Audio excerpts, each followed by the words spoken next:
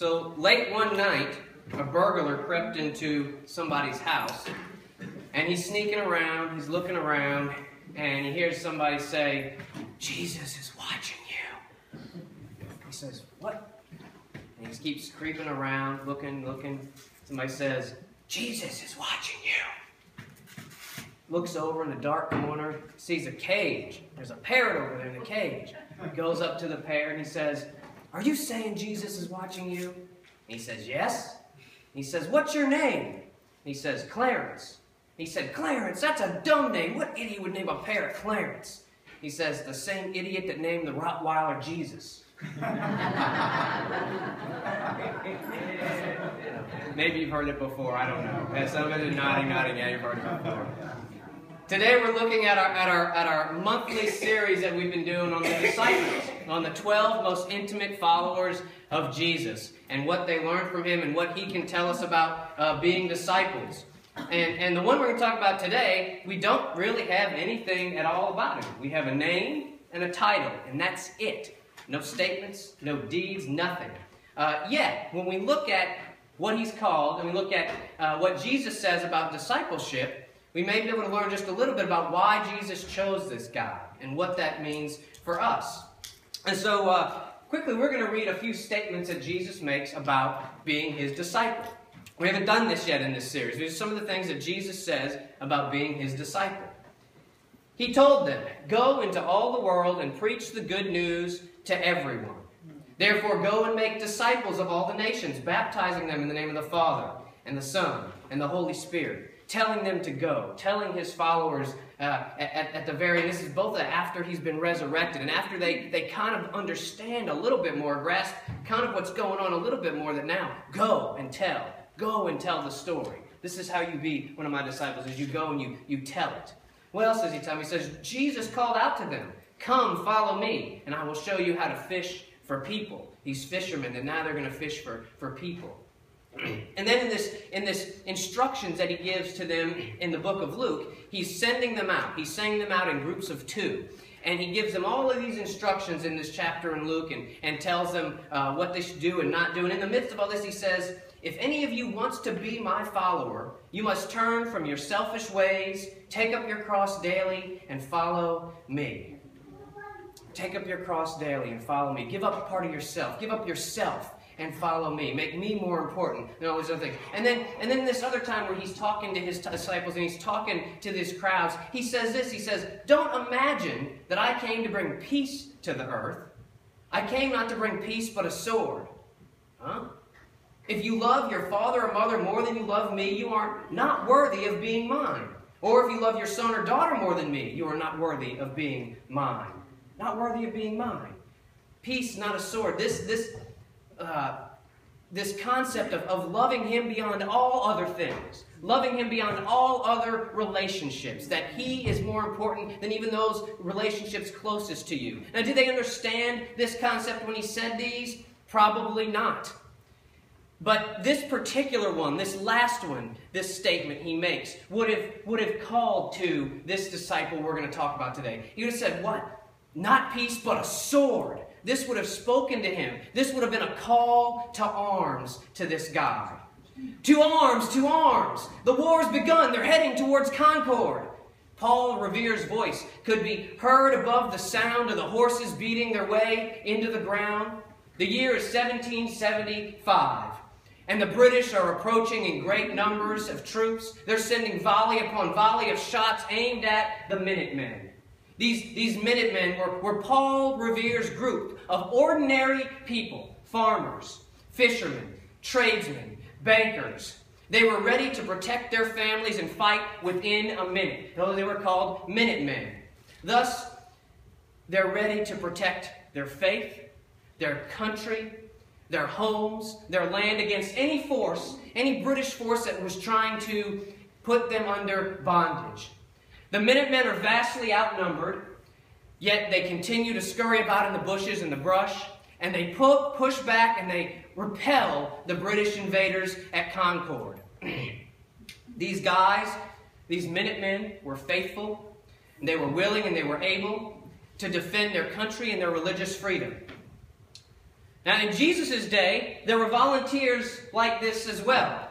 There were men who were ready to defend their country, their nation, which is the Jewish nation, at a moment's notice. They were called Zealots. They were called Zealots. Our next apostle is characterized by this name. In 3 Gospels, he's called Simon the Zealot. Simon called the Zealot. And he's just in a list with just that name. But yet, this name tells us a lot about Jesus choosing him, about who he is, that he's a zealot. This is important, that he's called this. This is how all of his friends within the group know him. That's how they distinguish him. So what are the zealots? A little bit more about the zealots. For hundreds of years, the Jewish nation is ruled by other kingdoms. They're ruled by other people. And yet the struggle for freedom seems to be in their blood, going all the way back to when the Greeks are ruling this area, and the Maccabees have this revolt against them, this bloody revolt against them. You can read about that. There's book 1st and 2nd Maccabees. You can read all of that history. And in fact, they make an alliance with the Romans during this time. Maybe kind of coming up to what we see in Jesus' day. And then in around 6 AD, this is when Jesus is a little boy, a man named Judas the Galilean. He assembles a group of men and he does a revolt against Rome for their heavy taxation.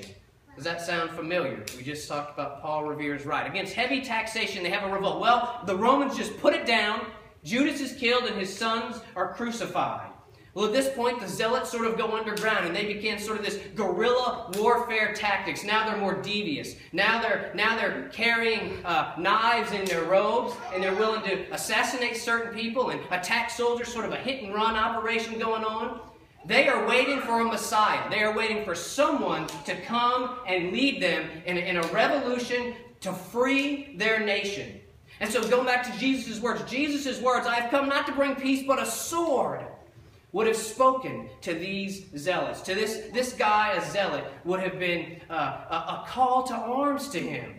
I see both of these groups, the Minutemen and the Zealots, they were ready at a moment to press back against the enemy for their freedom. They were freedom fighters. Today, we might call them religious terrorists. But that's what these guys were, these zealots. Jesus chose this freedom-loving warrior, this terrorist, and transformed him into a disciple. Remember who's else in this list? This list with Simon? Matthew. Matthew, we've talked about him already. He was a tax collector. He was a Roman sympathizer, so a collaborator with the Romans, the type of person who Simon may have wanted to kill, the type of person that they may have plotted to get rid of. And yet Jesus puts them both in the same room and says, play nice. This tells us something about Jesus and being his follower. It tells us that unity comes with diversity. That Jesus' followers are diverse, are called to be diverse, and yet are called to be one. And we see Jesus talk about this. We see Jesus talk about this concept of being one with so many different people. There's a scene in Matthew chapter 8 where Jesus is confronted by a Roman officer. And he wants Jesus to come in to do a healing for him. And Jesus is amazed at this officer's faith. And in this account, he says he hears this and he turns to those who are following him around. Jesus, always having people around him. And he turns and he says, I tell you the truth, I haven't seen faith like this in all of Israel. And I tell you this, that many Gentiles will come from all over the world. They will sit down with Abraham and Isaac, and they will feast in the kingdom of heaven. Am I hearing you right, Jesus? Are you really? Not just Jews? You mean that heaven is not just for the Jews? They're not just for whites? It's not just for Americans?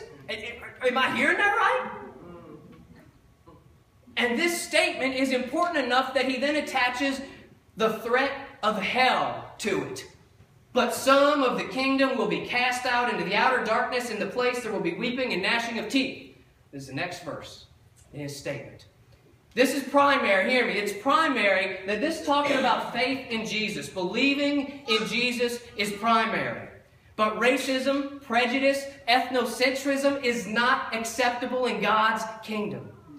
Jesus could have chosen the top rabbinical students of his day. He could have gone and gotten the smartest, wealthiest people, and his ministry would have been supported time and time again over. But yet, he chooses a bunch of fishermen, a Roman sympathizer tax collector, and a freedom fighter, a terrorist.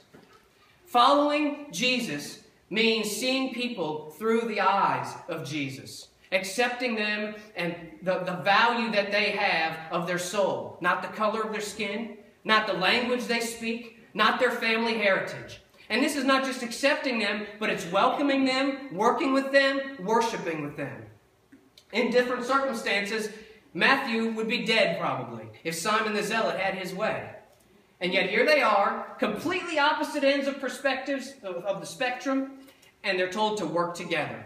They're told to go out and to make a difference in the kingdom of God. Disciples recognize that Jesus' people are from different backgrounds, from different religions, from different character experiences, and are supposed to be united as one. So what else does a zealot tell us? Well, what is it where we get the word zealot? It's where we get zealous, right? Zeal. What does zeal mean? Zeal means to be passionate. It means to be passionate for something, to have an eager and earnest desire for something. Zeal for a principle, a nation, as in Paul Revere's case, principle for God, zeal for God. The Bible tells us we're supposed to be zealous for our relationship with God. Paul tells the Romans, never be lacking in zeal, but keep your spiritual fervor serving the Lord. This is the characteristic, the predominant trait that stood out in Simon's life. All the writers called him Simon, called the Zealot. It stood out. Christ saw something in this guy. This potential to transform this zeal and this passion for war and for chasing people down and doing it by force. He saw the potential to transform this guy into something where he would chase down people for Christ's love and for Christ's peace. As Simon's choice, his choice as disciple, shows that we're chosen for change. We're chosen to go from one place to another, to grow in the grace and the knowledge of Jesus Christ. That no matter where we start, God is going to work to finish us.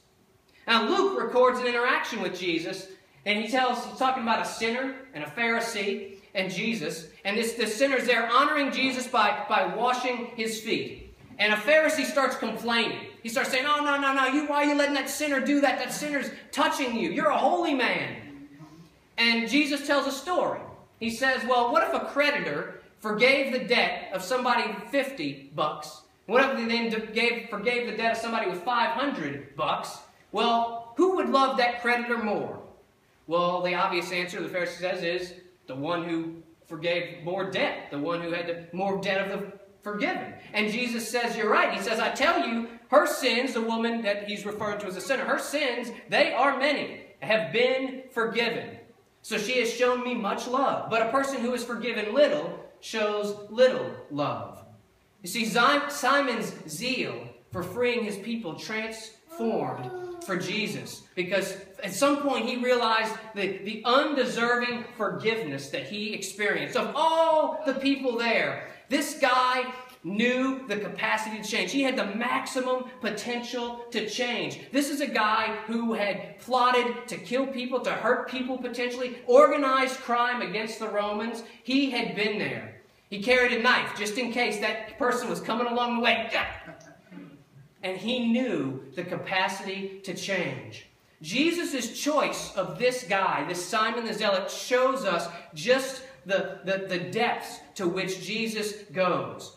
The heart of Jesus and the heart of the gospel. Jesus picks us because he wants to change us. He picks us because he wants us to be different. And we shouldn't assume and sentence other people because we think they're worthless, or because we think they won't change, or because we think they have a past, and even if their past is written all over their face, we shouldn't assume that they can't change. If change is possible for Simon the Zealot, and for Paul the persecutor, and for a Palestinian assassin, it's possible for anyone. Tradition says that Simon the Zealot ended up in the British Isles, ended up preaching to the warring Anglo-Saxon tribes. At that time, England's not incorporated yet, and it's just a bunch of tribes fighting for who's going to control the island. Tradition says that he goes in there and he preaches the peace of Christ to these warring tribes. He understood the concept of freedom by now. He understood that if he's a freedom fighter and he's going to fight for freedom, when he decides that, then others need to feel the same way. He heard Christ's words, set the oppressed free. That the oppressed will be set free. That kept ringing in his ears. Remember, he's a freedom fighter. He's a religious freedom fighter. That's what would have been driving him. So what does it mean to be zealous? What does it mean that Jesus chose this zealot? It means that disciples of his know to fight for freedom. They understand the concept of freedom and are willing to fight for that freedom. Jesus said to the people who believed in him, "You are truly my disciples if you remain faithful to my teachings and you know the truth. The truth will set you free."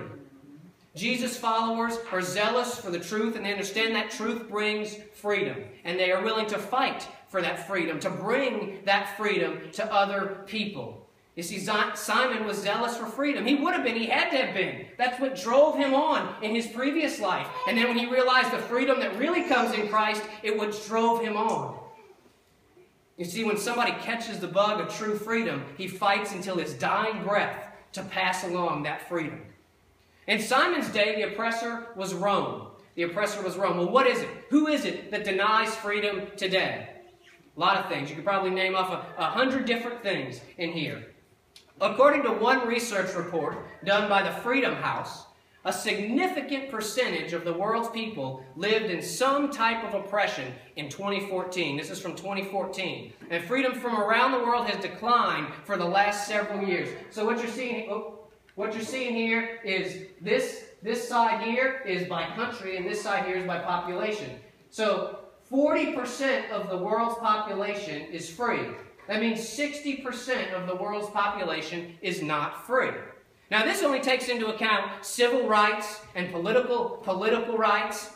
Does not really take into account religious freedoms. We know that there are organizations that track that. Voice of the Martyrs is one of them. Tracks and assists the persecution of oppressed Christians. Some of the hot spots around the world, you guys know some of this. Africa, the Mideast, Asia, Russia. This doesn't even include that. What about emotional and spiritual freedom? I doubt that that's included in that. This is talking about people just not having the freedom to even express themselves in some cases. But what about spiritual freedom? Have you ever walked down a beach or even sat on the beach and you got thirsty? Maybe your cooler ran out of beverages and you're sitting there and you're, oh, my throat's dry, my throat's parched. And you're looking out and there's billions and billions and billions of gallons of water. But you can't parch your thirst with that water, right? You know, Sam, you can't drink it. You can't drink that water. Isn't this a picture? Isn't that a picture of the Christian life, though? Right? Isn't that a picture of things? We come to Christ and he says, you're going to have abundant life. You're going to have rivers of life-giving water flowing from out of your soul. But more often than not, we come and we're still thirsty. We're parched because we're too busy or we're too short-sighted. We have all of these things that deny us freedom of living with that life-giving water flowing through us, and we're just parched. Why? We let sin, we let Satan drag us back down into bondage. Perhaps we need to confess something to release it. Perhaps we need to be more focused on others instead of more focused on what's so bad about our situation. There are people all around us in this town who are either screaming for freedom or don't even know that they're even enslaved. Perhaps we need to let something go. Go to someone and heal an old wound. It doesn't matter how old the wound is. It doesn't matter how long it's been held on to. Are we really, truly free if we let something hold on to us that binds us to the beach instead of swimming in the life-giving water that Jesus provides? This is what disciples do, disciples of Jesus do, is we let his freedom take over us so that we pass that freedom on to others. For us here in America, we're comfortable, we're wealthy.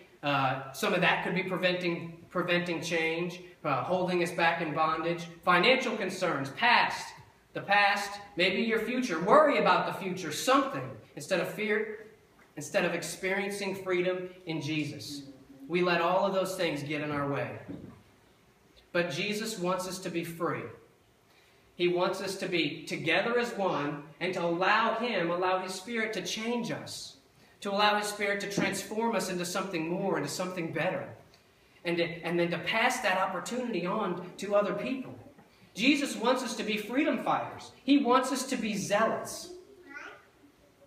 One avenue to do this, a strong avenue to do this, is through prayer. Prayer. It's a powerful thing. In fact, Jesus said that some things can only be defeated by prayer. Some of the most powerful demonic forces in the spiritual warfare can only be defeated with prayer. And there's some spiritual warfare, some battles and demons going on here now, in this place, in this town. I don't know if you guys know this, and this isn't even plain to tell you this. A year or so ago, there was a rally for youth in Hearne, in downtown Hearne. And after the fact, we saw that there had been, for quite a while, voodoo doll hanging above the middle of the street, hanging up in the wires up there. There's that existing here. Somebody wants to curse and put that spiritual battle of those demonic forces into the mix. The only way to combat that sometimes is with prayer. One way to do this, I'm going to tell you guys about this into this, is we have these books back here that we just got. 30 Days of Prayer for the Muslim World.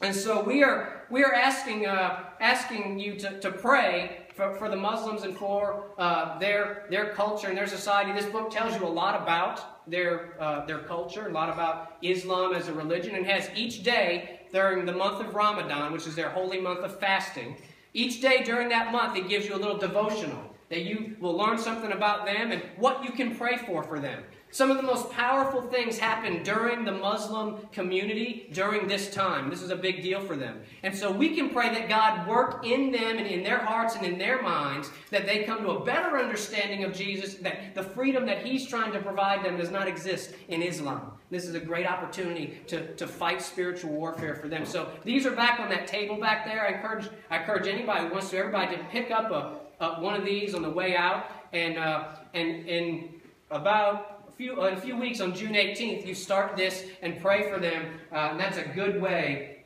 to begin doing what I think Jesus' disciples should be doing. Simon the Zealot, this is all he's known for. He's not known for anything he said. He's not known for anything he did. He's just known for being a freedom fighter. What are we known for? And I'm going to end with a prayer. It's a prayer of St. Francis Drake. When I finish reading this prayer, we'll stand and we'll sing. Disturb us, Lord, when we are too well pleased with ourselves, when our dreams have come true because we have dreamed too little, when we arrive safely because we sailed too close to the shore. Disturb us, Lord, when with the abundance of things we possess, we have lost our thirst for the waters of life. Having fallen in love with life, we have ceased to dream of eternity, and in our efforts to build a new earth, we have allowed our vision of the new heaven to dim. Disturb us, Lord, to dare more boldly, to venture on wider seas where storms will show your mastery, where losing sight of land we shall find the stars. We ask you to push back the horizons of our hopes and to push into the future in strength, courage, hope, and love.